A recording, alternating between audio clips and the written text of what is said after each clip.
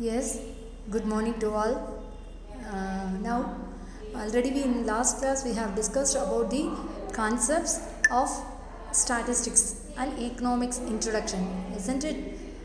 Hope you all gone through the notes and the video. Okay.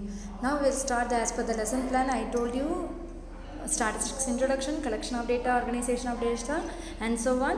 Now we are going to discuss about the collection of data. Okay, know the meaning of data. Data is the collection of numerical facts or information.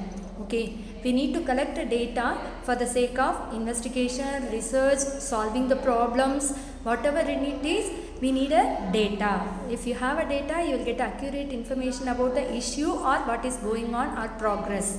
To change anything, you need a data. Okay, how can we collect the data? Yes, we will discuss in this chapter. The purpose of collection of data is to show evidence for reaching a sound and clear solution to the problem. Yes, for example, if I say the production of output or output ratio in India, it was very less, which means 199 million tons in 1994 to 5 and 194 million tons in 2004 to 5. For example, it is increased or decreased. At last 2010 to 11 it was rose to the production of output, which means food grains increased to around 2000 million tons in India. So you can able to compare the values. What happened in this varies. You know that output is not constant in all the time. It could able to change. So you can see the varieties of variables or varies of data with the help of values. Okay, comparison between the previous year and present year and past year to present year. So the purpose of data collection is to show evidence for reaching a sound and clear solution to the problem. Now they came to know before it was very less, now increased, still more increasing. To increase, what can be done? Okay, so this is the purpose of collection of data. We need to know the data for the things for the planning for future. Okay, what are the sources of collection of data? Sources, which mean how can we collect the data? What are the process or procedure we follow to collect the data? Number 1 is primary sources and number 2 is secondary sources. Let me discuss about the primary sources. Hope you know the meaning of primary. Primary is first hand. Okay, first. Primary school, when you start speaking, start walking, what they will put? They will put in a LKG nursery and primary. So primary is the beginning. Okay, primary sources. The data which are collected by the investigator is known as primary data. Okay, by investigator, who is investigator or who is surveyor? The investigator, the person, those who go to collect the information for the research purpose or the company purpose or any problem purpose. Okay, the person, those who collect the information, gather the information, the person is known as investigator. The person, those who provide the information, that person is known as respondent or informants. Okay, mama. So primary sources of data, which means the data is known as first hand data, which are collected by the investigator itself, is known as primary data. Okay, ma. Here the investigator will go and gather the information in 3 ways.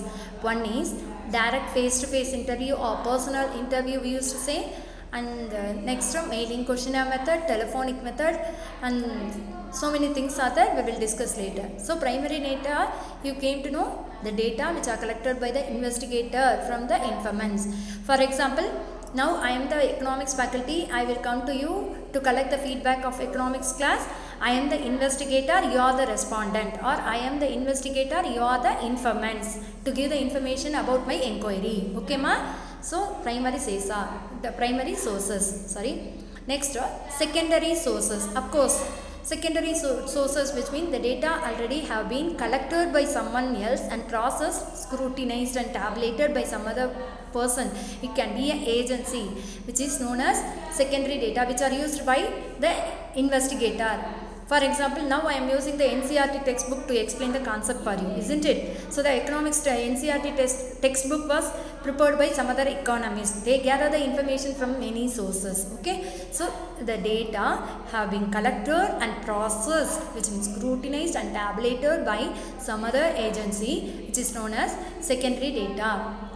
As secondary sources, the secondary sources can be obtained from two sources, which is published secondary sources, another one is unpublished secondary sources. First one is published sources. Of course, just now I gave you example, NCERT textbook I am using, which is secondary sources. Okay, primary sources, which means to explain the NCERT concept I am using the present scenario or present examples, no day-to-day life example, that is primary sources. I am using my own concept, my own point of view to make it understand. Okay, so published sources, which are the sources are published, which is available to the investigator. For example, magazines, journals, websites, government records, financial records, etc., etc. are the published sources which are easily available to the people, accessible to the investigator. Okay, next unpublished sources. Sorry, here mistake is there, unpunished mention. I will change it. It is unpublished sources, which mean the data which will not be published for the general public. For example, the research done by the research scholar and college faculties or students in a degree, in a department or college education or universities, and the business enterprises, corporate companies, some financial records, and not even that, even government, central level and state level government and agencies, their confidential records which will not be revealed all the time in a paper, isn't it? So those resources are known as unpublished sources of data. The data which are published and accessible to the public or investigator, which is known as published sources, and which cannot be accessible or available easily to the people, is known as unpublished sources. And how do we collect the data? Which means, how do we collect the data? Through surveys. SURVEYS. We collect the data through surveys.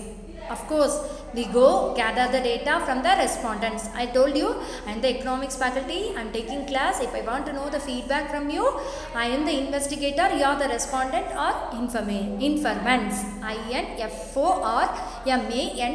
informants. Okay, you are giving information about the economics class to me. So I am gathering information and you are giving the information. So you are known as respondents, I am known as I myself investigator. Okay, now how do we collect the data? We collect the data by conducting survey. Survey is the method of gathering information from the individuals. Okay, from one by one, if I go and gather the information, that is known as survey. How can I conduct the survey? Can I go and directly without any pre-planned? I told you, from past 1 year I am taking economics class, start writing the economics test. If I say what you will do, either some people, some emotional person will get angry and some naughty person will say some other comment about the teacher, and some students, very smart student, politely and decently they will ask, what can be done, ma'am? You didn't give any question paper, how can we write the answer? So the approach is there, the proper approach. The same way I am saying you pre-planned. So I should say you have an exam for this month. This is the portion, within the portion I am going to conduct the exam. You get prepared, will conduct the test. Then I have to prepare within the limited portion what I have given to you, and I will give you question paper and with the limited time period. So pre-planned questionnaire. So if I am going for a survey, I should go with the proper question, set of question paper. Suppose you are coming to college for admission, they have a application format. It's a kind of questionnaire only. In that questionnaire, what they have mentioned, we need what kind of information from the students for the first PU admission, isn't it? So we want to know about your 10th marks, your male or female gender, your address, your contact number, and your school, and etc. etc.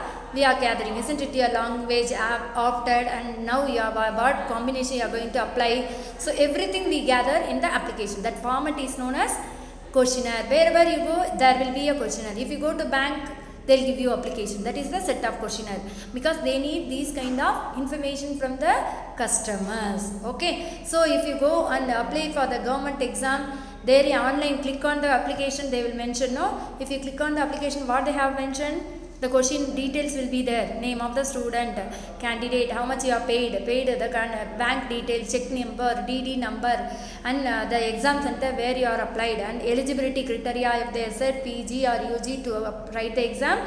So whether if you have completed the post graduation, which means MCom, MBA, MSc, whatever it is, MCA, you will click on that. So if you have completed all the satisfaction or eligibility criteria, you will get eligibility as application or admission card to enter the examination. So questionnaire, which means it is the pre-planned list of question which is prepared by the investigator for the investigation purpose. Required information, which means if I am, for example, if I want to know about the popularity of the film star among the school students, what I can do? I have to prepare the pre-planned set of questions. I should meet the many school students. I should give the question paper to the students. That questionnaire should have so many rules, how the questions can be prepared. That rules we will discuss next. First I am saying you survey, how can we conduct the survey? If I want to know about the film star, popularity of film star among the school students, I should go and meet the students and I should inquire the list of the number of questions by gathering a question which is required for my investigation. Okay, so the list of question is known as questionnaire. So questionnaire is a list of questions where the questions are filled by the informants and these answers are required for the investigators. Okay, and next one. Okay, we may have to be careful or cautious to prepare the questionnaire, which means we may, who? Investigator. I should be careful while preparing the set of questions.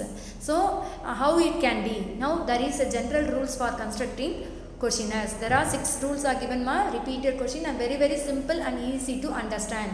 Those who understand the college application, bank application, those who have an experience of filling the application in many areas, hope you will be very familiar to these rules. You will easily, if I give you topic also, you will easily prepare one question paper for me for the submission, like a assignment kind. Okay, now the questionnaire should not be too long. Yes, of course, this is the first condition.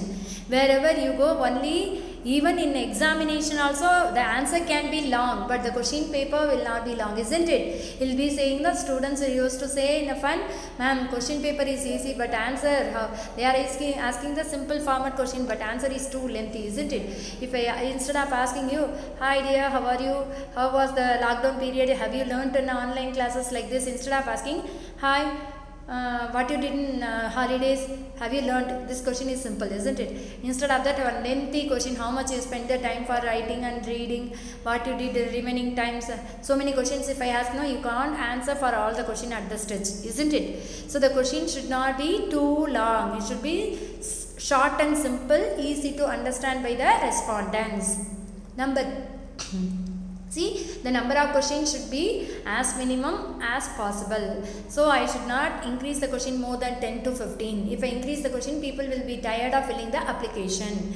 So which are the important information? First I should make a primary list, and out of this, the extra additional information later on we can gather it. So additional information only in banking and all, what they are doing right now, they are gathering the additional information through the ID proof and address proof, isn't it?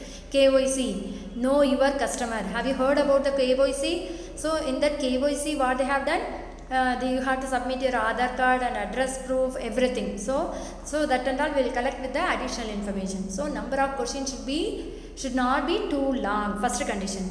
Number 2, the series of questions should move from general to particular. Yes, the series of questions should move from general to particular, which means the questions should not be directly to particular people or specific. How, for example, the people, if any person is coming to take a census in your house, 10 years once the government of India is collecting the population status, I told you in last class, isn't it? CS4. So when they come, they will knock the door. Hi ma'am, sorry for the disturbance.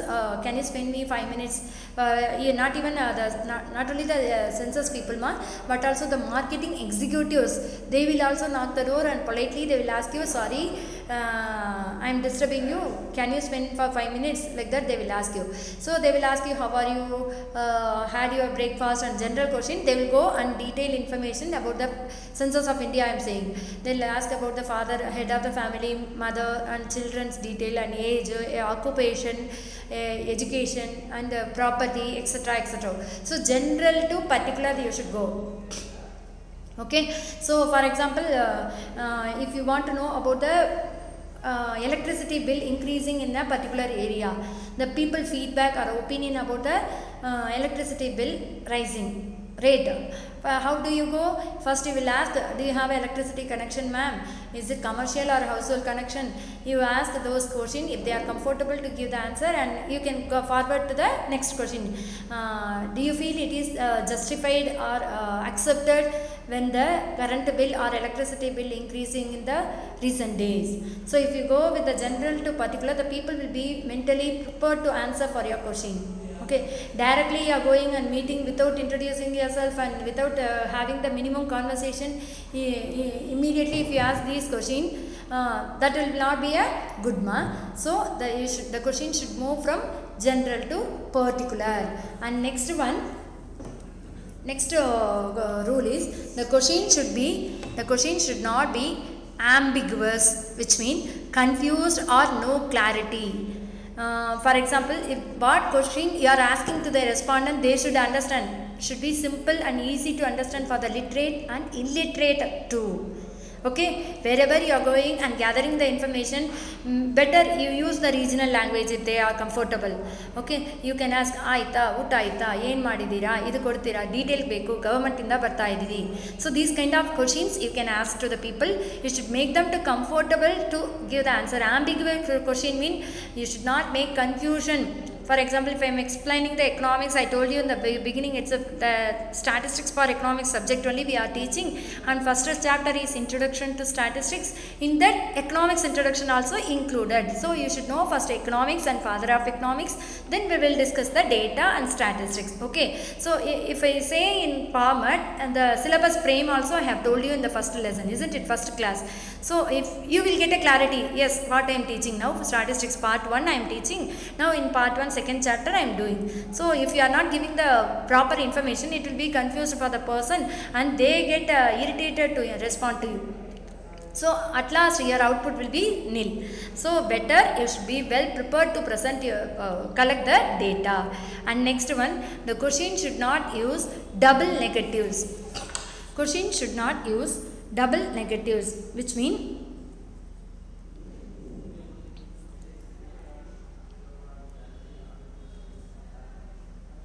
one minute ma.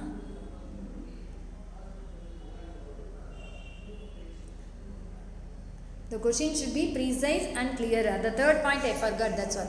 The third point is question should be precise and clear. That's what first point itself I said. Question should not be too long, and I told you number of questions should be length as minimum as possible. The same way the third one is the question should be precise and clear. Precise, you know, that short form. It can be a yes or no type question, or it can be a ticking option. Now maximum competitive exam questions and all ticking or shading kind only. So if you give for the illiterate also, you can explain in the words and they will fill the form if they can. Otherwise you will help them to fill the form. Okay, and the question should not be ambiguous, which means it should not be confused or no clarity. Okay, it should have a clarity about what purpose you are going to gather the information from the people. For example, I told you, the popularity of the film star among the school students mean I should go and I should encourage the students about about the particular film star. I should not ask about the unnecessary questions. The students get tired and they will divert the concept. You will forget for what sake you have went to gather the information. And the question should not use double negatives, which means the question starting with wouldn't you and don't you should be avoided. Double negatives, instead of they have to say yes or no, instead of the answering getting answer from the respondents, you yourself in your question paper, if you included don't you, wouldn't you, so you can't gather the clear information. For example, don't you think the smoking of cigarette is prohibited? if you say the double negatives is there, prohibited is negative and don't you think.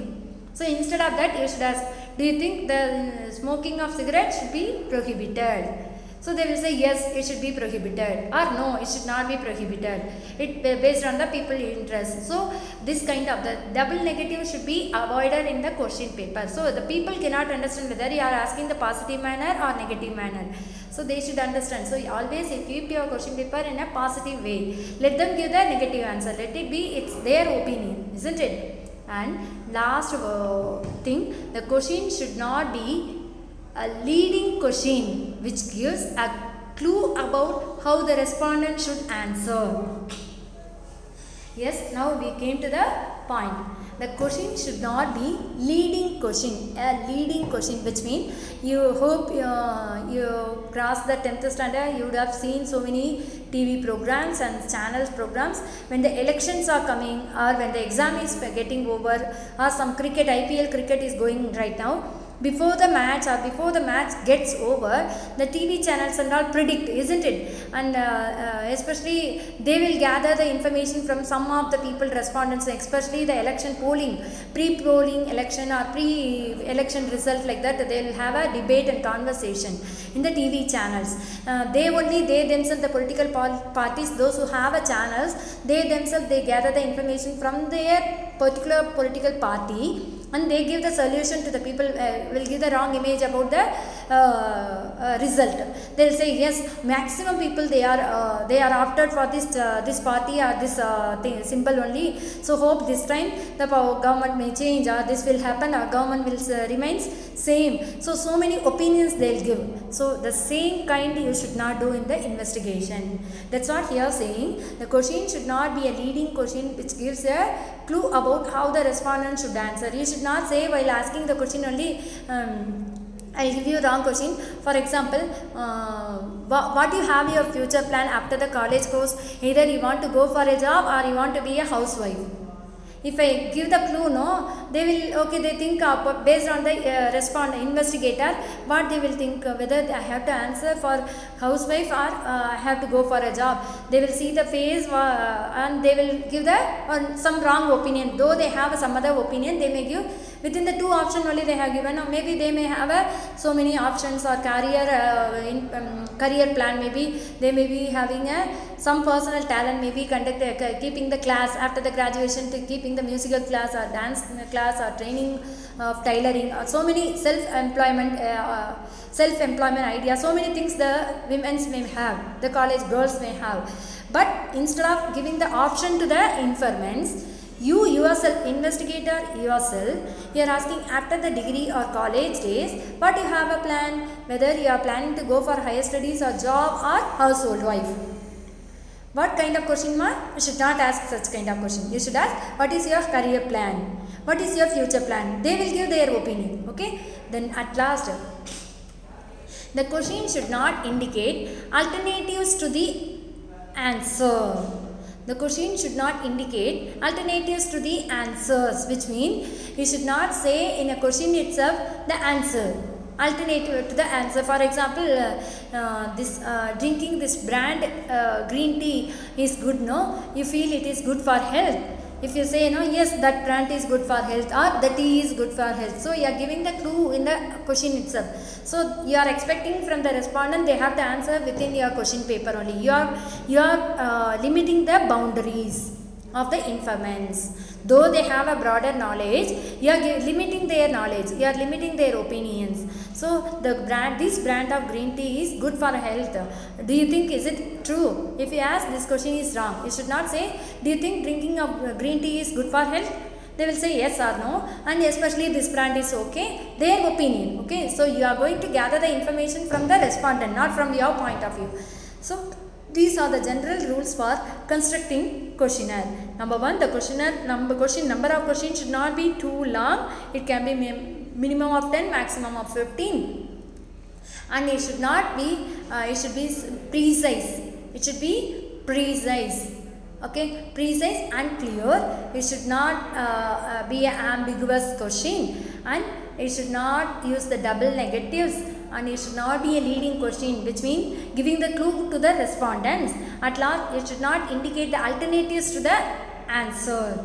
Two alternates, if you are giving, no, they get a confusion. They think, okay, you are expecting the answer from these two only, we'll give any two. Though they have one more option, they don't go for that option. Anyway, you are given the clue for the people. So these are the general rules for constructing questionnaire.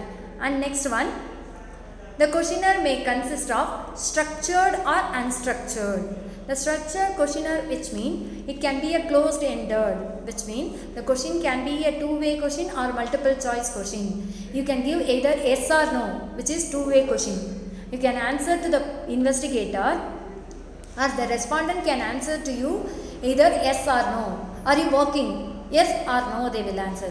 Are you educated? Yes or no, they can answer. And male or female? Male, female, yes or no, they will dig. So the two-way question, the structured question, which means the answer can be structured. Within the format only they have to tick the answer. Even the question paper, the competitive exam question paper and all multiple choice question, that also closed-ended mean you can't think out of the investigator opinion. They need this kind of border only. This kind of question also can be prepared. The questionnaire may consist of structured and unstructured. In structured, one kind is two-way question, which means yes or no type. And if you are not able to gather the information within the two, yes or no, if you have alternative option, you will go with the multiple choice question. You have to gather the information more than the two option, which is yes and no, and you need to go for the other, the multiple choice question, and which is known as structured questionnaire or closed-ended questionnaire. Closed-ended, the respondent cannot go out of the structure of the questionnaire. And next one, unstructured questionnaire, which means descriptive. That is prescriptive. This is descriptive answer you will say in exam, no? Descriptive mean you will write the paragraph kind of opinions, okay? So the open-ended question, the unstructured questionnaire is known as open-ended questionnaire. In open-ended questionnaire, it allows for more individualized responses, but they are difficult to interpret and hard to score, and since they are lot of variation in the responses. But here closed-ended questionnaire, you will get a you can easy to interpret how many people are saying yes, how many people are saying no, and multiple choice also how many people are giving correctly. So you will easy to score the marks or easy to score the opinion from the closed-ended or structured questionnaire. But unstructured questionnaire, you can't predict the people opinion because they may give the descriptive, which means a paragraph kind of opinion, and you can't come to the judgment or conclusion easily with the unstructured or open-ended questionnaire. Hope you all understand what I am saying.